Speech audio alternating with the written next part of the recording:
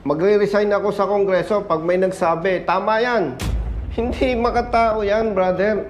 Common sense eh.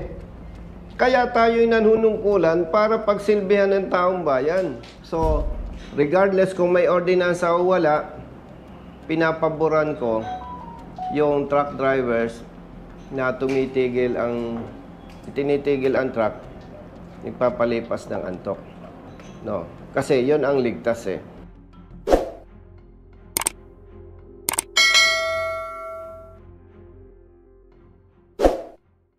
Ikaw ang chief ng poso. Siya ang chief ng traffic.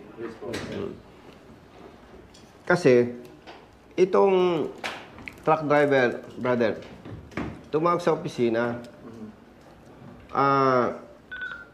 Dala ng pagod at antok, tumigil siya doon sa malapit sa Coke. Madaling araw yon. Madaling araw. Mga anong oras? Alas 3 po. Alang oras po? Mga bandang alas 3. Ngayon, brother, pasensya kung may ordinansa kayo. Hindi ko naman pinapalaki ang ulo ng truck drivers. Pero pag akong tatanungin mo, mas makakabuti, brother, na pag inaantok ang driver, Magpahinga po. tumigil, magpahinga. Kasi kung hindi nila gagawin yon dahil sa sobrang takot sa mga enforcers, baka naman yung kapamilya pa natin ang sagasaan yan. Madisgrasya. So, regardless kung may ordinansa o wala, pinapaboran ko yung truck drivers na tinitigil ang truck, nagpapalipas ng antok. No, kasi 'yon ang ligtas eh. At ang isang problema kasi sa atin, sa pangkalahatan, wala tayong spaces, area na dapat ilaan sa mga truck drivers o sa motorista. Ngayon, kung kayo'y may ordinansa na bawal tumigil, ibang usapin yon. So, kung may ordinansa kayo, obstruction or illegal parking. Ang hindi ko lang nagustuhan talaga, may karga siyang karne eh. No? Mabuti na lamang, base sa aming pag-uusap, merong pagtawag niya doon sa company, may biyaheng galing saan yon? Sa Lipa po. Lipa. Na eksakto. Malapit. Papuntang Parañaque. So, dalawang issue, brother, na gusto kong i-clarify sa inyo. May ordinance ba tayo, Hepe, na pag driver ako ng truck, pinarada ko, hindi sira ang truck, nandyan ako bilang driver. With all due respect, ang alam kong dapat gagawin, titikitan eh. Obstruction or illegally parked, attended. Yun ay sa sarili kong pananaw, yun ang tama ha. Lalong-lalo pa sa hindi ka naman pribado eh. Dito sa atin, lahat tayo public servants eh. So yung sa public service, yun ang alam kong tama. Ang tanong ko, brother, ikaw ang chief ng traffic. May ordinansa ba kayo na pag tumigil? Yes sir, meron po. Impound? Yes sir. Pero may provision po doon, may elemento po siya. Hindi ba, nagpadala po ako sa opisina mo dahil ba? Kapatid, simplihan na lamang natin. Sige. Meron po doon provision. Para madali. May elemento po siya doon na pag na more than 15 minutes, na-violate po yung towing ordinance. May tao... Paano mo nasabing 15 minutes? Sa ngayon po, may body-worn camera yung mga enforcers. Pero alam mo, paumanhin ha. Pag sinabi mong 15 minutes, halimbawa, truck driver, truck. Yes, sir. Ibig mo ba sabihin, may body-worn camera ako, brother. Naispatan ko siya o orasan ko siya. O mag-approach ka sa kanya. Ang ginagawa po kasi yung iba, wala po yung driver. So, Hindi, wag na, simplehan natin, Hepe. Yes po. Magugulong, magme-mekos-mekos tayo. May driver, hindi sira ang sasakyan, at ang mabigat pa dito, may kargang karne. Ang tanong, yung 15 minutes sinasabi mo, saan mag-start yon? Kapag na makita po ng enforcer, O sige, kunwari, enforcer ako, nakita ko siya, tatakbo ang metro. Hihintayin ko yung 15 minutes? hindi sir, sasabihan siya, bawal po dyan, but not necessary din na kausapin pa siya. Bawal po kayo dyan, alis po kayo dyan. Sir. O sige, point by point. May nagsabi sa'yo, bawal dyan, umalis ka. Wala po, sir. So, with due respect sir, ilang taong ka ng driver, brother? Mag-it po. 8 years. So, alam mo ba ang batas na ang National Highway ay hindi dapat paradahan? Mayroon man yung signage? Brother, excuse me. Yes, po. Ha? Siyempre, tumawag sa akin. Natural, pagtatanggol ko ito. Yes, po. Ang pinag-uusapan na nga natin dito, brother, Opo. may violation siya. No? Opo. Hindi na pinag-uusapan, alam mo ba o hindi? Ang pinag-uusapan dito, may violation. Keso illegally parked, attended, or obstruction, may violation. Meron.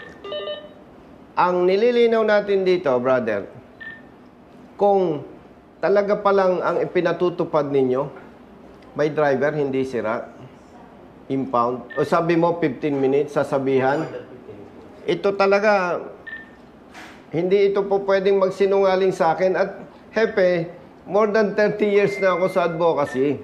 Yes, sir. Batang sundalo pa ako, pag may mali, pinagtatanggol ko na. At ako, itataya ko sa iyo 100%.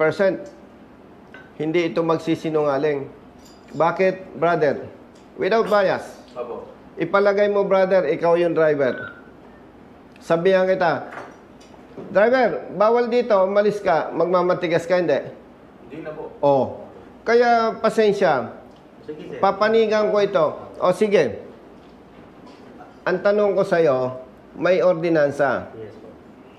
Gusto mong sabihin na wag mo nang buksan yan kasi matatagalan tayo, may hinahabol akong oras. Alam mo, kailangan makarating ito kay Mayor. Kasi, kumpiyansa ako na hindi ito klaro kay Mayor. Kasi hindi makatao, walang public service doon. Biruin mo, inaantok yung driver, nagpapahinga, tapos impound mo yung truck, wala, brother, public service doon. Samantalang ang tama noon, driver, bawal ditong pumarada. Pasensya ka na, lisensya, ORC Act, ticket. May ordinansa kami, may paglabag. Permahan mo, balik lisensya. Ang babayaran niya lamang, yung paglabag niya, obstruction. Eh, samantalang, hepe, in-impound siya, 5,500 ang babayaran. Alam mo bang masakit nito? Magpapadala yung boss niya ng 5,500, idididak sa kanya. Kasi yung mga boss, ipinagpapalumagay nila na talagang siya ay nagkasala. Salamat po. Pero kung ang pag-uusapan natin ay public service, sigurado ako, pag makarating ito kay Mayor, yan ay kumpiyansa ako. Ipapaamyendahan niya yan sapagkat kamukha na kayo ng Dasmariñas na ang kaibahan lang doon sa Dasma, kinaklamp, hihilahin ng kaunti, ikaklamp, Okay. 5,000. Ang sa inyo, 5,500. Ang mabigat lang sa Dasmariñas, pag nailipat yung truck, nagcha-charge sila ng 1,000 pesos per hour. Yun ang malupit doon. Pero magkamukha yung ordinansa nyo. And hindi pa naman ako naging mayor, pero hindi naman lahat ng mayor yung bang, siyempre may proseso yung pagpasa ng ordinansa Yes, po. Pero kung sinasabi mo, hepeng may ordinansa, 100% akong naniniwala. Hindi papabor dyan si mayor kasi unang-una, bakit may mga nahuhuli kay sa Santa Rosa? Hindi naman yan nakikiraan lang yan, brother. Opo. Most likely, most probably, may dalang produkto yan sa Santa Rosa. Opo. May kinukuha silang produkto. In other words, part ng pag-usad ng ekonomiya ng pamahalaan ng Santa Rosa City, may contribution sila. Siya bilang driver, professional, may tax yan.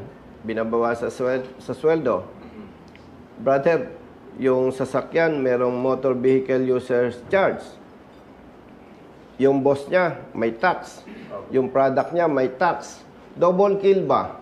So, sinasabi mo kapatid, talagang may ordinansa na ganon. Yes po, at in fact, nabigyan na kita ng copy. Oo nga. Kaya nililinaw ko kay brother. Opo. Yes. Oh, Sa part po sir ng city government at sa pamumuno po ni Mayor Erling, malinaw po na sa pamamaraan po ng gawin ng tao, kailangan pong maglatag tayo ng batas. Pero hindi naman po pasubalit yun para po gipitin natin ang tao sapagkat kailangan po ng tao at ng gobyerno magtulungan. Sa part po ng ating Public Order and Safety Office, lagi po tayo nagbibilin na i-exercise po natin yung maximum tolerance. Bilang pulis po, dati rin po ako sa PNP, hindi naman po lahat ng mga violators ay kailangan nating lapatan ng batas. May mga panahon po at pagkakataon na alam po natin na hindi po naman sinasadya yung paglabag ng ating mga kababayan. Kaya naman po, lagi po ako nagbibilin sa ating pong head ng city traffic na might as well magbigay po ng maximum tolerance or warning. Kaya po nung napag-uusapan kanina yung 15 minutes, siguro po kung makikita po yun ng ating traffic personnel, ang dapat po talagang maging gawin, bigyan lang po ng warning yung ating driver, ilista ang pangalan, sa susunod, papaliwanag po kung anong kadahilanan at pagbibigyan po. Actually, brother, hindi na yun ang inilalaban ko eh. Opo. Ang inilalaban ko na lang para sa kanya. Kung may ordinansa, may paglabag, Opo. tikitan. Opo. Pero yung ini-impound, Opo. may driver, hindi sira ang sasakyan, parang legal na pang-hold up na yun eh. Opo. Sa pagkakataon pong ito, talaga pong alam naman po dito sa lungsod ng Santa Rosa na pag ating pong city government sa Santa Rosa, makatao po, no? So, titingnan po namin ano po yung specifically nangyari sa incident na to, involving po si... Ganito, brother, hindi naman tayo nagiging bias. Very clear naman eh. May driver, hindi sira ang sasakyan, may kargang karne, in-impound. Mabuti na lamang, nagkataon, yung isang truck ng kanyang boss, malapit na dito, tumawag, nilipat. Pero, in general, hindi makatao yan. Hindi serbisyo yan. Kasi, ang purpose ng towing, kunwari, tumirik ang truck niya, obstruction, dapat talaga hilahin yan. At syempre, may operational expenses, may personnel expenses, dapat lang mag-charge. Kasi hilahin talaga yan. Walang driver, hilahin yan. Nasira na ang sasakyan, hilahin yan. Yun ay no question asked, tama yun. Pero yung may driver, hindi sira ang sasakyan, magre-resign ako sa kongreso pag may nagsabi, tama yan. Hindi makatao yan, brother. Common sense eh. Kaya tayo'y nanunungkulan para pagsilbihan ng taong bayan. Pero ako, in fairness naman kay Mayora, no? Sigurado ako hindi malinaw sa kanya yung ordinansa na yan. At ako, nire-request ko kapatid, hindi ka naman mag-chief ng poso kung hindi ka malapit kay Mayora. Isa ka sa malapit sa kanya. Paki-review ninyo yung ordinansa. Sir, tama po kayo sir na hindi po masyadong user term, hindi masyadong malinaw kay Mayor. In fact sir, ang lungsod ng Santa Rosa ay business-friendly city. Tingnan mo, sabi mo, business-friendly city. Ay kung ganyan ang ordinansa, ako, ang business ko, tracking. Hindi na lang ako mag-deliver sa Santa Rosa. Kontra eh. Kung ganito po, no? May particular incident na rin po before na na-brought up po yan sa ating mga personnel, no? At natulungan naman po natin yung tao na nahuli, no? Kaya nga po ang hinihingi ko po ay pagkakataon para sa part po ng ating mga traffic enforcers na pag nilayan po nila yung mga insidente na nangyayari na hindi naman po natin generally ang intention po natin maging makatao talaga po. Brother, excuse me. Hindi ko naman pinagtatanggol ang enforcer ninyo. Opo. Pero ang malabnaw at ang questionable dyan, ordinansa. Opo. Samantalang kung simplihan natin ang ordinansa, ang mga lugar na ito ay pinagbabawalan ang pagtigil o pagparada ng mga sasakyan. Pag pumarada, may driver, hindi sira ang sasakyan, ticket lang, ganitong multa. Pag tumirik ang sasakyan, o kaya walang driver, hila, ganitong babayaran. Sobrang simple. Sa ngayon kung nasa proseso po ng revision yung ating traffic code. Ongoing po ang revision ng traffic code. Siguro po, mabibigyan po kayo ng may kukonsidera po natin itong pagkakataon na to para may sama po natin doon sa revision ng traffic code. Pero ang inihiling ko, kapatid, araw-araw, gabi-gabi, may drivers na inaantok, Totoo po yun. napapagod. Totoo po yun. Kaya, pakiusap, iparating ninyo kay Mayora yan. Opo. Dahil yan talaga, in fairness sa kanya, at hindi naman siya ang nagbalangkas niyan, ipinagtiwala sa konseho, questionable yan. Walang serbisyo publiko doon Opo. Wala talaga Opo. Oo. Pakiusap, kapatid, bigyan ng immediate attention yan. Sa pagkakataon na to, personal po na ako mag-o-offer ng aking tulong sa mga susunod pa kong pagkakataon, bago naman po sana. Kung mayroon pong insidente po ulit na mauulit na mangyayari na ating truck driver ay hindi po nabigyan ng warning man lang bago po sila... Kapatid, alam mo, napaka-considerate mo Opo. Yan nga ang warning. Hindi na ako interesado doon Opo. Kasi, hindi mo naman kayang bantayan mga enforcers mo Opo. Ang sa akin lang, simplihan. Pag may driver, hindi sira ang sasakyan, tikitan, pagmultahin. Opo. Okay na yan. Okay po. Oh. Kaya nga po sir, sa susunod na insidente ko, na huwag naman po sana mangyari, at ito pong pagkakataon na ito, sa tingin ko po ay magbibigay na rin po talaga ng kaliwanagan para po sa part din ng ating City Traffic Management Enforcement Unit sa pamumuno po ni Sir Eugene. At alam naman po natin na ating mga personnels, ginagabayan po natin yan araw-araw. Ngayon, kung mayroon pong hindi sumunod sa gabay na lagay po sa tamang pagkakataon yung panghuhuli at pagtotowing, kagaya po na napag-usapan natin sa kanina na talagang halimbawa, traffic na talaga, itinigil niya pa rin doon. Huwag naman dahil meron siyang health condition, dahil nurse din po naman ako, no? Yun po talaga ay talagang may direktang paglabag sa ordinansa. Pero po sa mga kagaya po, nung binabanggit ng ating kagalang-galang na congressman at ating hinahangaan, talaga pong gusto po natin hindi po na maulit yung insidente na yan. Na kapag po ang driver, ang intensyon po ay magpahinga, ang intensyon po ng driver ay meron pong ayusin o check-in sa kanyang sasakyan para po ligtas siya makabiyahe, makakaasa po kayo na hindi po tayo aabot sa pagtikikin po. Brother, with respect sa'yo, Opo. kasi may kapangyarihan naman ang mayor Opo. na mag-utos Opo. na kung maaari, kung hindi maayos yung ordinansa, pansamantalang suspended yung implementation nun. Makakarating po sa ating ngayon.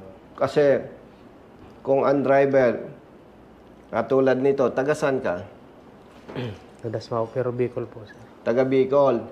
Ilang anak mo? Sugon, Kamsor po. Ilang anak mo, kapatid? Dalawa po. Dalawa. Alam nyo, ang masamang epekto nito, pag hindi na i-correct yan, kung katulad niyang malayo ang pamilya, may dalawang anak na maliit Opo. ay kung sa takot sa inyo, inaantok, galing Batangas, piliting pumunta ng Paranaque, wag nang mag-exit muna ng Santa Rosa at magpahinga. Ay wag sana, ay baka naman mamaya, kung kapamilya pa natin mabangga niya, magdadamay pa yan Kumbaga, alam mo, ang public service, brother, hindi kailangan napakatalino Opo. May kaunting sentido common lang, magiging mabuti ka ng public servant. Mahalaga po pinahihiral po natin yung kurso sapagkat alam po natin, lahat po ng mga kabayan natin nandiyan sa kalsada, naghahanap po kayo ng Naintindihan naman kita, Master. Yes, sir. Chief, ikaw sa towing, Hindi po. traffic. Sa office po. Ikaw, brother, Sa clearing po natin. sa clearing. Naintindihan ko naman kayo eh. Kasi may panangga kayo na ordinansa eh. Ang hiling ko lang, brother ha, ulitin ko. Opo. Parating kay Mayora, kay Mayor, pakiayos yung ordinansa. Yes po. Amyendahan. Kung maaari nga, mag-provide kayo ng area na mapaparadahan ng truck eh. Pero kung wala, ay pakiayos lang yung ordinansa. Paano ngayon yan? May ordinansa na ipinatutupad kayo. Regardless kung may driver o wala. Yes, sir. Hinihila ninyo. Ang babayaran niya, 5,500. Paano yan? Wala po. Tawagin mo si Bro Jerry. Bigyan mo ito ng 6,000. 5,500 plus pangkain. Yung sweldo niyang pag-absent sa trabaho, idagdag mo na. Gawin mo yan 6,500, Bro Jerry. Parang Pero, kulang. In fairness, sir, kung gusto nyo, iimbestigahan namin. Wag na. Malinaw na eh. With respect sa'yo, Salamat po, sir. with respect sa'yo, salamat sa investigation. Yes, sir. Pero considering na may ordinansa kayo, wala kang may tutulong. Yes po. Ang malinaw lang dito, pumarada siya at inaantok. Ang truck niya may kargang karne, pero dahil impound siya, mabuti, nakatawag ng responde na tsambahan, pabalik ng Paranaque. In-impound nyo, may driver, hindi sira ang sasakyan. Hindi nyo kailangan imbestigahan. Kasi paulit-ulit ninyong ginagawa yan at ang isinasangga ninyo, ordinansa. Ako, bagamat congressman ako, at tayo ay magkasama sa PNP, hindi kita pwedeng utusan na kansilahin mo yung Yes po. pagka-impound. Si partner, kahit kaibigan ko, hindi ko pwedeng sabihin, pare, tawagan mo, kansilahin. Opo. Pag ginawa ko naman yun, ako na lumalabas na abusado dyan. Ang request ko na lang, itama.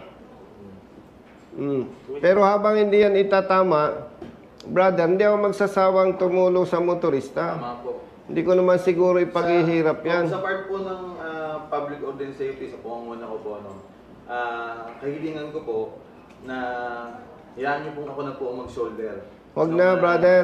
Kasi po, ito pong paksang usapin na ginagawa na nagaganap po ngayon. Alam mo, brother, Malinaw po na talagang sa pamamagitan mo, may parating lang kay Mayora, itama yung ordinansa, 10 beses sobra pa kasi po na binayaran mo yung itong multa na to. Oo. Dito, ayaan mo lang muna ako. Ang request ko, itama ninyo. Kasi hindi yan makatao. Nagmumukhang negosyo. But again, in fairness kay Mayora, hindi naman siya si Wonder Woman. Para lahat alam niya. Maaring hindi niya alam yan. Pero alam ko talaga, kumpiyensado ako sa kanya, hindi niya papaboran yung ordinansa na yan. Dahil hindi makatao eh. So basta ganito ang pamantayan natin, basta tama, kampi-kampi tayo. Pag may kaibigan ako, kapamilya, kaibigan, kumpare na nahuli ninyo at nakita nyong mali, at tuluyan nyo, wala kayong magiging problema sa akin. And congrats ha. Ano yung pilyado mo? Kapasete po. Machete. Brother, salamat sa oras ha. Alam ko, nakalib ka pero pumasok ka ha. Ikaw, brother, ang Assistant po ng poso. assistant ng poso. Di, ikaw ang acting kasi nakalib siya. Ikaw, brother, sa clearing. Clearing operation po. Ang sabi ni siya, Martin. Kasi mo muna. Ito muna, bayad na eh. Okay. Thank you po. Thank you po. Pakisabi ko po kay Mayor, salamat. Opo.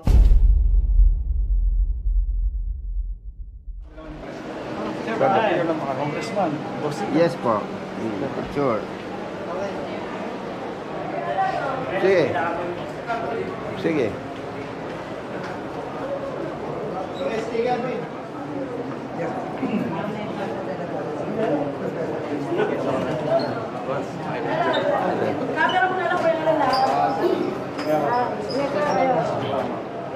na po kayo, sir. Hindi pa ba? Pasensya na po kayo sa abala, sir. Pasensya na po kayo sa abala. Okay lang yun. Sa amin Bayan mo naman agad. Okay. Bakit namamayat ka? Sige, sige, sige. Dito, dito. Oh. May bayad to, ha?